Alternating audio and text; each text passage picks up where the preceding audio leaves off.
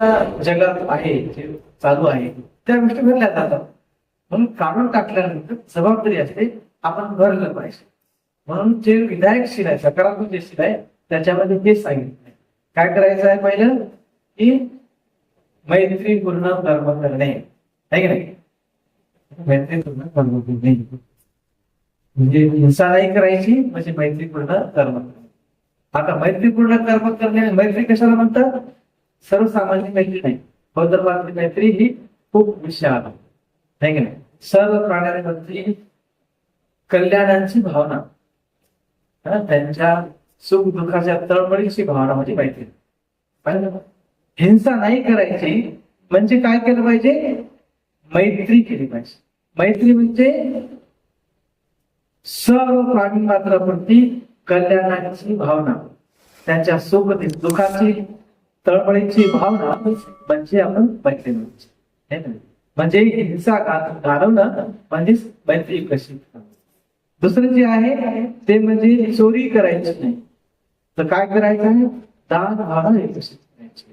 तिसरं म्हणजे विचार करायचा नाही, परंतु संतुष्टी आणि समाधानाची भावना विकसित करायची आहे.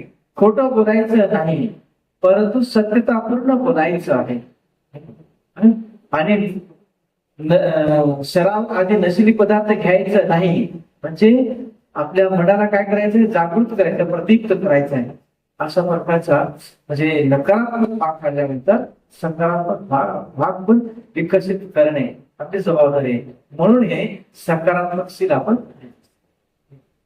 आता अजून एक बाब आहे जे आपण बऱ्याच वेळा चूक होत असते आपल्या पठणामध्ये. आपण काय म्हणतो, कामे सुमिच्छाचारा करून चूक. कामे सुमिच्छाचारा म्हणजे कामे म्हणजे काम वासनाचा एक प्रकारचा सुविचार करणं चांगली गोष्ट असते, तसं नाही. कामेसु मिच्छाचार आहे की नाही. कामेसु मिच्छाचार आहे की नाही, म्हणजे काम भावनेचा भावना वाढवणं म्हणजे काय आहे, ते मिथ्याचार आहे, व्यभिचार आहे का नाही. अशा प्रकारचे आहे. म्हणून केव्हाही म्हणत असताना आपण कामेसु मिच्छाचार असं म्हणावं. त्याच्यानंतर एक शेवटी शेवटी पाणी याच्यामध्ये सुद्धा नवबल गाथेमध्ये सुद्धा एक सेंटेन्स येतं आपण आहे का नाही. काय ते धम्म नक्ममज्जती आहे का नाही. तर असं एक शेवटी एक लाईन येते, आपण ते ज्यावेळेस येईल त्यावेळेस सांगतो, त्याच्यात काही वेळ नाही घालला आहे का नाही. तर एवढंच लक्षात घ्या की नकारात्मक बाबी घालून टाकणं आणि सकारात्मक भावना विकसित करणं म्हणजे खऱ्या अर्थाने शीलाचा विकास करणं. तर आज आपण भगवान बुद्धांचे पहिले प्रवचन विशुद्धी मार्ग हे आपण बघणार आहोत. आणि विशुद्धी मार्ग म्हणजेच काय आहे की आपल्या सर्व जे कायने वाचेने आणि मनाने स्वतःला शुद्ध करणं म्हणजे विशुद्धी आहे. तर आपण वाचूया. परिवाचकांनी नंतर भगवान बुद्धांना आपला धर्म समजावून सांगण्याची विनंती केली. भगवान बुद्धांनी त्यांची विनंती आनंदाने मान्य केली. त्यांनी पहिल्या प्रथम त्यांना विशुद्धी मार्ग समजावून सांगितले. त्यांनी परिवाचकांना सांगितले की ज्याला चांगला मनुष्य होण्याची इच्छा आहे त्यांनी जीवनात काही तत्त्व जीवनाचा मापदंड म्हणून स्वीकारली पाहिजे. ही विशुद्धी मार्गाची शिकवण आहे. माझ्या विशुद्धी मार्गाच्या चांगल्या जीवनाची 5 तत्वे आहेत जे आपल्याला बोलतेच आहे का नाही. तर पहिलं तत्व, कोणत्याही प्राण्याची हिंसा न करणे, त्याला हिंसा न करणे. चोरी न करणे अर्थात दुसऱ्याच्या मालकीची वस्तू स्वतःसाठी न घेणे. व्यभिचार न करणे, असत्य न बोलणे, मादक पदार्थ न ग्रहण करणे. म्हणजे या ठिकाणी पंचशील सांगितलेलं आहे. तर माझे असे म्हणणे आहे की प्रत्येक माणसाने ही 5 तत्वे 5 शीले मान्य करणे अत्यंत आवश्यक. कारण प्रत्येक मनुष्याकरता जीवनाचा मापदंड असला पाहिजे की ज्याच्यामुळे तो आपल्या चांगल्या अथवा वाईट वर्तणुकीचे मोजमाप करू शकेल. आणि माझ्या शिकवणीप्रमाणे हीच 5 तत्वे असलेले माणसाच्या चांगल्या अथवा वाईट कृतीचे मोजमाप आहे. तर हे मुख्य तत्व. आता थोडस पाठीमागे जाऊ आणि मग घेतलं. काल आपण काय शिकलो? काल काय सांगितलं बरं आपण? म्हणजे भगवान बुद्धाच्या धम्माचा केंद्रबिंदू बघितला. काय केंद्रबिंदू आहे? माणसाने माणसं जे आहे त्यांनी सांगा. म्हणजे काल दिवस त्याने ताई समजा ताई तुम्ही गाव याबद्दल भगवान बुद्धाने धम्म सांगितलं. माणसाने माणसाची कसं वागावं याच्याबद्दल त्यांनी तत्वज्ञान सांगितलेलं आहे. म्हणजेच पहिली बाब काय आहे? मनुष्य हा भगवान बुद्धाच्या धम्माचा केंद्रबिंदू आहे. इतर धर्माचा केंद्रबिंदू काय आहे? आपण बघितलं का? ईश्वराशी, माणसाने ईश्वराशी कसं वागावं हे त्याचा केंद्रबिंदू आहे. परंतु भगवान बुद्ध धर्माचा केंद्रबिंदू माणसाने माणसाची कसं वागावं ते सांगितलं. दुसरी बाब काय सांगितली त्यांनी? दुसरी बाब काय सांगितली? की जगात दुःख आहे. काय? जगात दुःख आहे. मग तिसरी बाब त्यांनी काय सांगितली? या दुःखाचा नायनाट करण्यासाठी मी जो धम्म सांगितलेला आहे तो धम्म आहे. धम्माचा जो मुख्य उद्देश काय आहे? दुःख नाहीस करणं हा धम्माचा मुख्य उद्देश.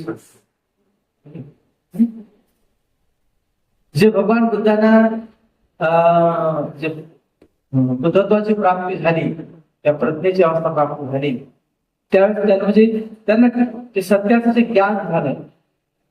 काय सत्य त्यांनी सांगितलं? पहिलं सत्य काय सांगितलं? दुःख आहे सत्य. दुसरं सत्य काय सांगितलं? दुःख आहे सत्य आणि दुःख समुदाय आहे सत्य आणि की दुःखाला कारण आहे. आणि तिसरं काय सांगितलं? की दुःखाचा निरोध होतो, दुःख नायनाट होते. आणि चौथं अरे सांगितलं त्या दुःख निरोधाचा मार्ग म्हणजेच आर्य अष्टांगिक मार्ग. हे चार आणि सत्य भगवंतांना लक्षात आले. ते म्हणजे या संसारातील दुःख नाहीसं करण्यासाठी. हे मुख्य बाब आपण लक्षात घेतलं पाहिजे. पहिलं म्हणजे भगवान बुद्धाच्या केंद्रबिंदू मनुष्य. दुसरं म्हणजे जगात दुःख आहे. तिसरं म्हणजे त्या दुःख नाहीसं झालं पाहिजे. आणि चौथं म्हणजे त्या दुःखाचा नाश करण्यासाठी जो धम्म आहे, धम्माचा उद्देश आहे, धम्माचा उद्देश हाच आहे जगातील दुःख नाहीसं. तर ह्या चार बाबी महत्वाच्या आपण लक्षात घ्यायच्या आहे. त्याच्यातून आपण पुढे आता हे बघायचं आहे की काय बघितलं आपण आता? की काय म्हणतात बाबासाहेब आंबेडकर? की आपण जे काही कर्म करतो, कर्म किती प्रकारचे आहेत? कर्म किती प्रकारचे आहेत? 3 प्रकारचे. काही कर्म वाचिक कर्म, मानसिक कर्म. शरीराने केलेली कर्म त्याला आपण काही कर्म. वाचेने जो बोलतो त्याला आपण वाचिक कर्म. आणि मनाने जे विचार करतो त्याला आपण मानसिक कर्म. सेकंड, हे 3 प्रकारची कर्म मनुष्य करीत असतो.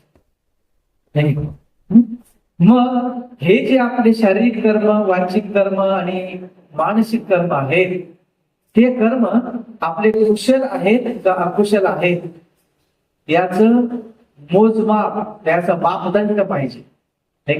मापदंड पाहिजे.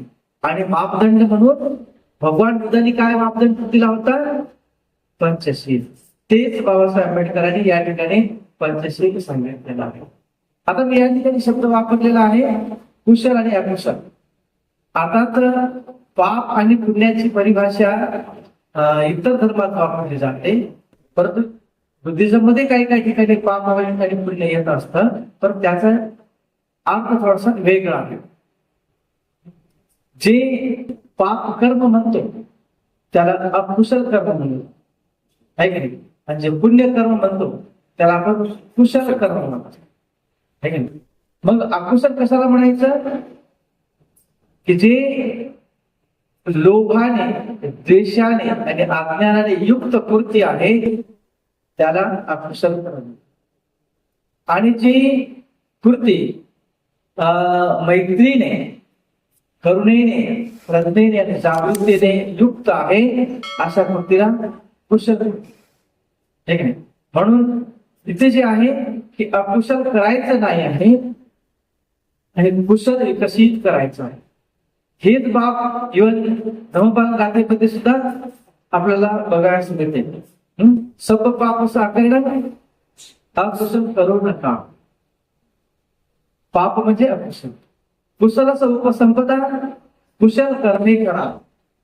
मैत्रीने, प्रज्ञेने कर आणि जागृतीने युक्त कृती म्हणजेच कुशल कृती, ती कृती करा. आणि सचित परिवर्तन म्हणजे चित्ताची शुद्धी करा, चित्ताची शुद्धी करा. हेच काय आहे? भगवान बुद्धाचं शासन आहे. हेच भगवान बुद्धाचा धर्म आहे. आणि मग या ठिकाणी जे मापदंड दिलेला आहे, जे पंचशील दिलेला आहे, याच्यामध्ये काय दिलेलं आहे? अकुशल कर्म करायची नाही, आहे का नाही? मग पहिलं अकुशल कर्म कोणतं सांगितलं या ठिकाणी? की प्राणी हिंसा करू नये, आहे का नाही? प्राणी हिंसा करू नये. मग हे प्राणी हिंसा करू नये हे अकुशल कर्म कसं काय? आपण कसं समजावं की अकुशल कर्म आहे? जेव्हा ही कृती करत असतो, कृती करत असताना जी अकुशल कर्मासाठी जी काही तीन जी काही जहर आहे, त्या तीन ज्या काही मानसिक अवस्था आहेत, आहे ना, ज्याला आपण लोभ, द्वेष, अज्ञान म्हणतो, याच्यापैकी एक किंवा दोन भावना त्याच्यामध्ये असते तेव्हा ती अकुशल कृती घडते, है ना? मग ज्यावेळेस आपण प्राणी हिंसा करतो त्याच्यामध्ये काय असतं? एक तर आपल्याला कोणाकडनं काहीतरी घ्यायचं असतं म्हणून त्याची हिंसा करायची, है का नाही? दुसरं, आपल्याला काही प्राण्यांची जी मांस आहे, मांस मटण जे आहे ते आवडतं, आहे का नाही?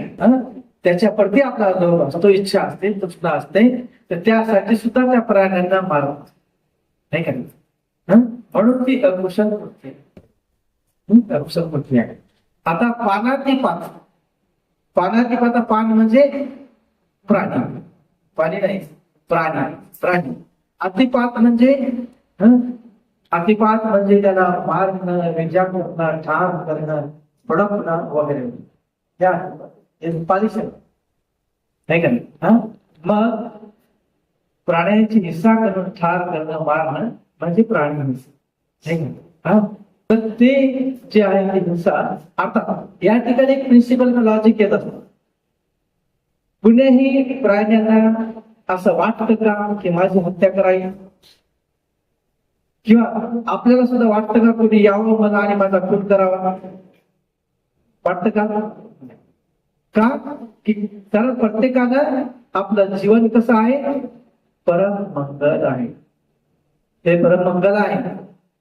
आणि कोणाला आपला जीव द्यावा किंवा त्याची हत्या व्हावी असं कोणालाही वाटत नाही. मग जेव्हा कुण्याही प्राण्यांची हत्या होत असते म्हणजे त्याच्या इच्छेच्या विरुद्ध कृती होत असते का नाही? आहे का नाही? इच्छेच्या विरुद्ध कृती होत असते. मग अशा प्रकारे जेव्हा जेव्हा इच्छेच्या विरुद्ध कृती होते तेव्हा तेव्हा पहिल्या शिलाचा भंग होत असतो, पहिल्या शिलाचा भंग होत असतो, नाही का नाही? तर हे असं हे पहिलं शील आहे की जे करू नये. मग काय केलं पाहिजे? मैत्रीचा विकास. मैत्रीचा विकास म्हणजे की जो काही प्राणी असेल किंवा मनुष्य प्राणी असेल त्यांच्या विकासासाठी, त्यांच्या कल्याणासाठी आपण स्वतः समर्पित होणं किंवा मदत करणं म्हणजे ती मैत्री. खऱ्या अर्थानं मैत्री म्हणजे ती मैत्री आहे, का नाही? मदत करणं मैत्री. अशा प्रकारची मैत्रीची भावना आपल्यामध्ये विकसित करण्याची गरज आहे. आणि ती अशी सहजासहजी होत नाही. त्यासाठी आपल्या मनाला प्रशिक्षित करावं लागतं, ट्रेनिंग द्यावी लागते. आणि ट्रेनिंग देण्यासाठी आपण मनाला बघितलं पाहिजे. आणि मनाला पाहण्याचं साधन कुठलं आहे? ध्यान साधना. डोळे बंद केल्यानंतर आपल्याला बरोबर लक्षात येते की माझं मन काय आहे. जसे डोळे बंद करू तेव्हा इमिजिएटली आपल्या मनामध्ये विचार येतात, आहे की नाही, मी हे केलं पाहिजे, ते केलं पाहिजे वगैरे. तेव्हा आपल्याला खऱ्या अर्थानं आपलं मन कळतं कशा प्रकारे आहे. आणि तेव्हा आपण बघू शकतो माझ्यामध्ये किती प्रमाणात लोभ आहे, किती प्रमाणात द्वेष आहे, किती प्रमाणात अज्ञान आहे हे बघू शकतो. आणि आपल्यातील ही भावना काढून मग मैत्रीची, करुणेची, प्रतिमेची भावना विकसित करू शकतो. आता या प्रत्येक भावनेसाठी भगवान बुद्धांनी अलग अलग प्रकारची ध्यान साधना सांगितलेली आहे. आपल्यामध्ये मैत्रीचा विकास करण्यासाठी मैत्री भावना ध्यान सांगितलेली आहे. तिला मैत्रीचा भावना ध्यान साधना म्हणतात.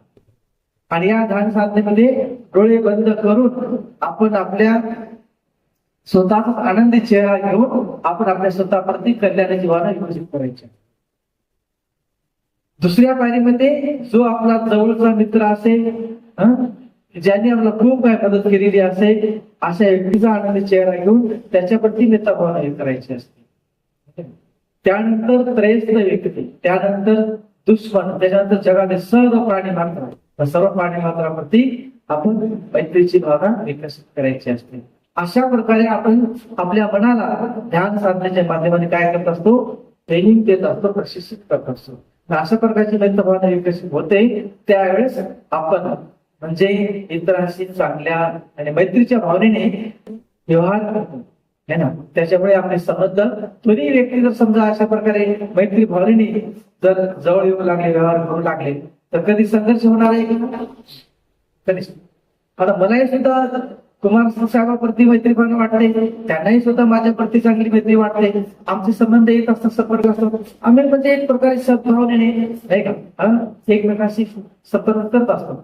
कधी आतापर्यंतच्या काळामध्ये कधी आम्ही एकमेकांवर रागावलो नाही का, इरिटेट झालो असं तरी मला कधी आठवत नाही. त्यांनी कधी माझ्यावर रागवले नाही, मी पण त्याच्यावर कधी रागवलो नाही.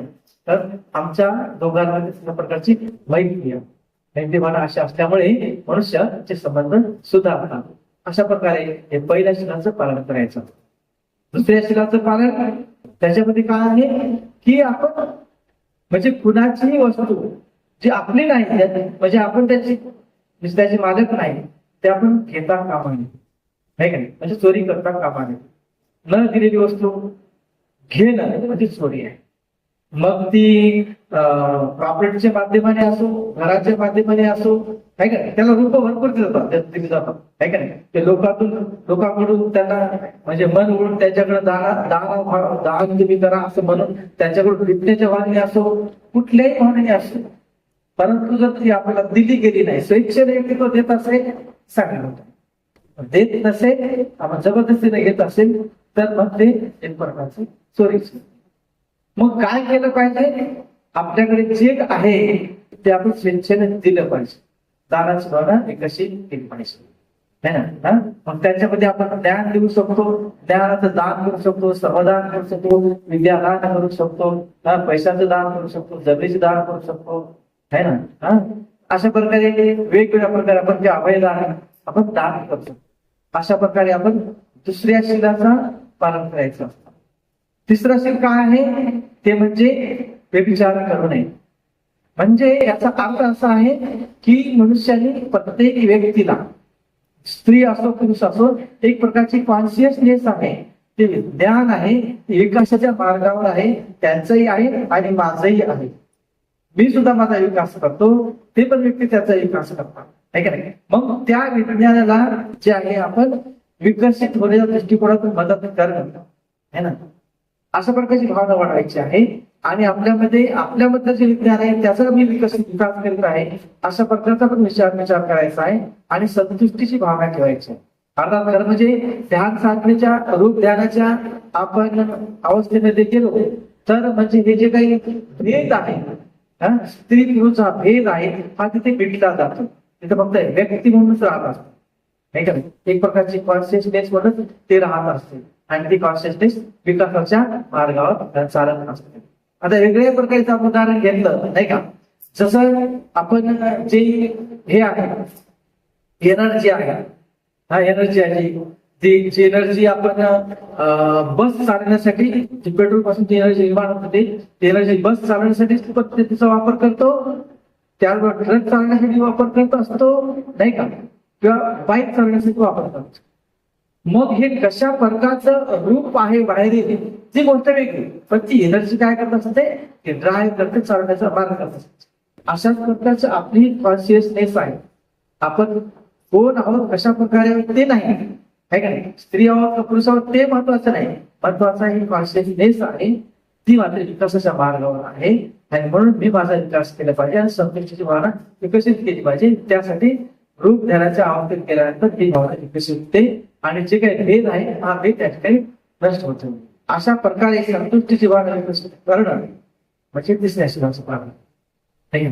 चौथ्या शिलाचं पालन काय आहे ते म्हणजे खऱ्या अर्थानं सत्याच्या संपर्कात जाणं, तत्वाच्या संपर्कात जाणं. तेव्हा आपण ज्यावेळेस बोलतो ना ते खऱ्या अर्थानं सत्यच बोलत असतो. तर आपण खोटं बोलणार नाही, जे खोटं बोल टाळणं आणि सत्याच्या अवस्थेमध्ये जाण्या सत्य बोलणं म्हणजे खऱ्या अर्थानं चौथ्या शिलाचं पालन करणं. खूप तसा विशाल पंचशील आहे, पण तिथं आलं म्हणून थोडक्यात मी आपल्याला सांगित आहे. आणि पाचवं शील काय आहे की जे नशिले पदार्थ आहेत त्या नशिले पदार्थापासून आपण दूर राहावे. का मी तुला आपल्याला सांगितले 8 प्रकारचे लोकस्वभाव असतात, त्याच्यामुळे पण आपलं चित्त जास्ती होतं है ना, दुःखामुळे होतं, सुखामुळे होतं है ना, स्तुतीमुळे होतं, निंदेमुळे होत असतं हे काय, लाभामुळे होतं, हानीमुळे होत असतं है ना, यशामुळे होत असतं, अपयशामुळे होत असतं, रागामुळे होत असतं नाही का. अशा प्रकारे आणि बाकीचे नशील पदार्थ आहे दारू वगैरे वगैरे हे तर पदार्थ आहेतच आहे का नाही, त्याच्यावर चित्त अस्थिर होत असतं. हे पदार्थ न घेणं, या वस्तू आपल्यामध्ये या भावना अशा प्रकारच्या न वाढवू देणं, त्याच्याऐवजी आपण जागृतीचा विकास करणं हे का नाही, मन हे प्रतीक्त करणं म्हणजे पाचव्या शिलाचं पालन करणं. अशा प्रकारे हे पंचशील आहे. तर तिथे जे बाबासाहेब आंबेडकरांनी जे दिलेलं आहे की हेच पंचशील आहे की जे खऱ्या अर्थानं मनुष्यासाठी कुशल कर्म आणि अकुशल कर्माचं एक प्रकारे हे मापदंड आहे. तर आता आपण पुढे बघूया. मला असं वाटतं की संक्षिप्तपणे हे पंचशील आपल्याला लक्षात आला असेल आणि हे इतरांसाठी नाही आणि माझ्यासाठी हे लक्षात घेतलं असेल. हे मापदंड दुसऱ्यासाठी नाही, मी माझ्यासाठीच मापदंडाचा उपयोग करायचा आहे. ठीक आहे, मी शिलाचं पालन करते का, तो करतो का नाही तो प्रश्न नाही. बऱ्याच वेळा नेहमी हेच चालत असतं, ती अशी आहे ग, ती तशी आहे ग वगैरे वगैरे, तिच्याबद्दल चर्चा चालली असेल, पण मी कशी आहे ग हे मला अवघड दिसत नाही. हे का नाही, बुद्धिझम हे कधी अशा प्रकारे सांगत नाही की दुसऱ्याचं बघा. बुद्धिझम हे सांगतो की मग स्वतःकडे बघा आणि स्वतःला विकसित करा. आणि मग त्याच्यातून जे व्यक्ती तुम्हाला ऐकण्यासाठी तयार करायचे असतील अशा व्यक्तींसाठी सांगू शकता. अशा प्रकारे मी माझ्या शिलाचं आसन करते, तुम्ही पण करू शकता. त्याने वाटलं ऐकायचं ऐकू शकते, नाही वाटलं तर नाही ऐकू शकते. जबरदस्ती करत असाल तरी सुद्धा आपण पहिल्या शिलाचा भंग करत असतो, भले कितीही चांगलं असतो तरी पण जबरदस्ती करता काम नाही, आपण कन्व्हिन्स केलं. तर पुढे आपण वाचूया. जगात सर्वत्र पतित लोक असतात, परंतु पतिताचे 2 वर्ग असतात.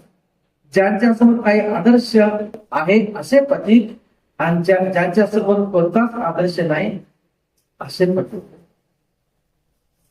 ज्यांच्यासमोर कोणताच आदर्श नाही अशा पतिताला तो पतित झाला तरी आपण पतित झालो आहोत हेच कळत नाही, त्यामुळे तो नेहमीच पतित राहतो.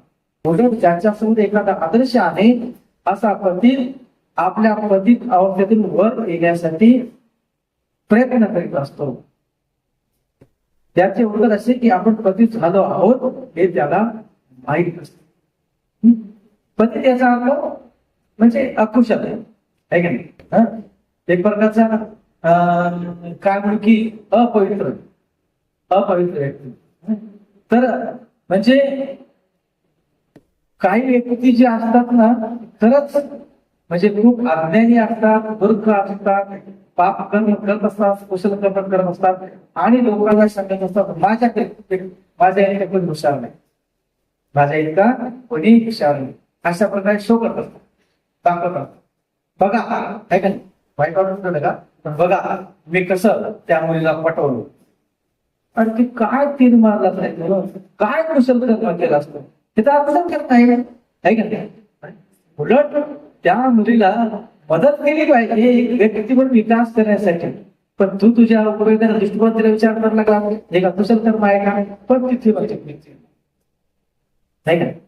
बघा मी त्या व्यक्तीला कसं उल्लू बनवलं वगैरे, हे अशा प्रकारचे जे या गोष्टी असतात त्याच्यामध्ये. तर ही तो खरं म्हणजे मूर्खच आहे, अज्ञानीच आहे, पण मी किती शहाणा आहे अशा प्रकारचे होत असतो. म्हणजे त्या पद्धतीला कळतही नाही की मी मूर्खपणा करत आहे का नाही. त्याला वाटते की मी शहाणा आहे लोक असा, पण ज्याला कळते येस हे बरोबर कर्म अकुशल आहे, ते कर्मात कुशल आहे, मी जे कर्म करत आहे ते माझ्या हातून ते अकुशल कर्म घडत आहे, मूर्खपणाचं कर्म घडत आहे, ते त्याला कळते. जेव्हा कळते तेव्हा तो काय करत असतो, त्याच्यातून वर उठण्यासाठी प्रयत्न करतो आहे का नाही. बरे तो सक्सेसफुल होणार नाही, तो प्रयत्न करतो, परंतु या अकुशल कर्मापासून दूर राहण्यासाठी प्रयत्न करतो आहे का नाही.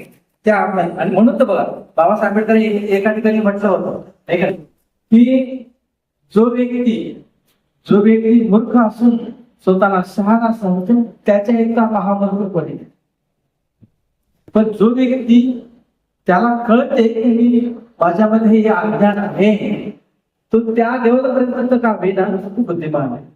कारण त्याला कळत, तर जोपर्यंत त्याला कळतच नाही माझ्यामध्ये काय आहे, त्यातून कसं कार्य केलं पाहिजे, तो काही करणारच नाही ना.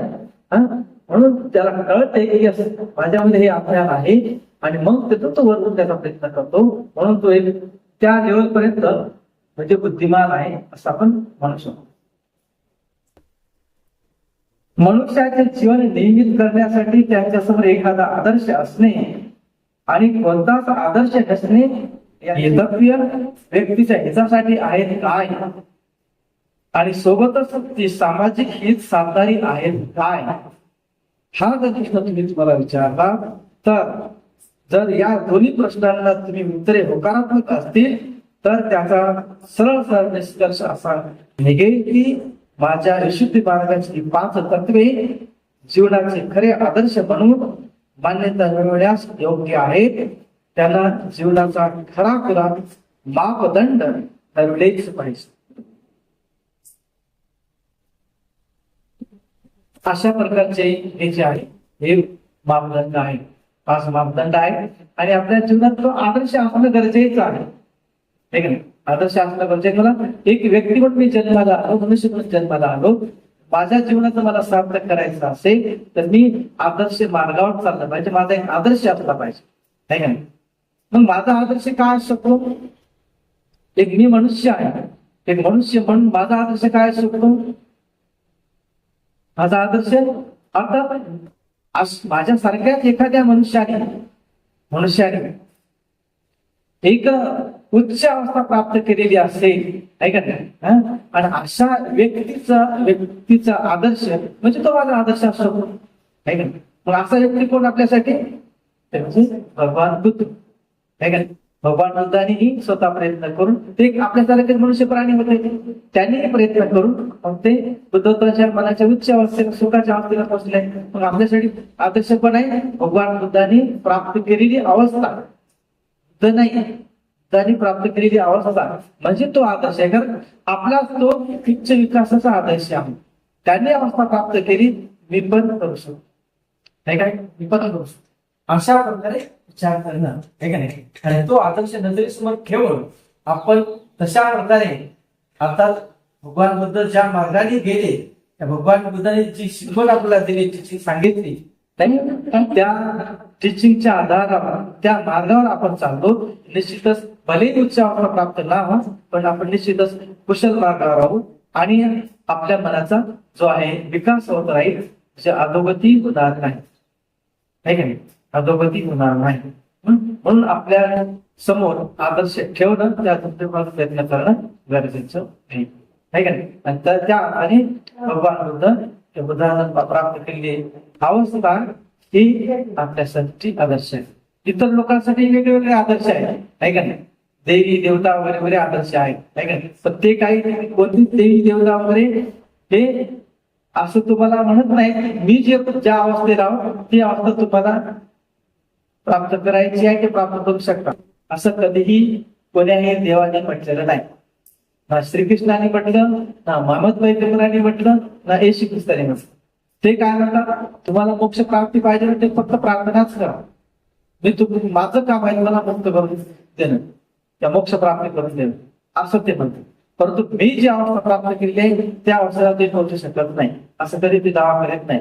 भगवान बुद्ध काय म्हणतात, जर तुम्ही तुमच्यातला लोभ द्वेष अज्ञान नष्ट केलं तर निश्चित जी मी अवस्था प्राप्त केलेली आहे ते त्या अवस्था प्राप्त करू शकता आणि त्यासाठी तुम्ही आनंद घेऊ शकता, अशा प्रकारे त्यांनी सांगितलेलं आहे.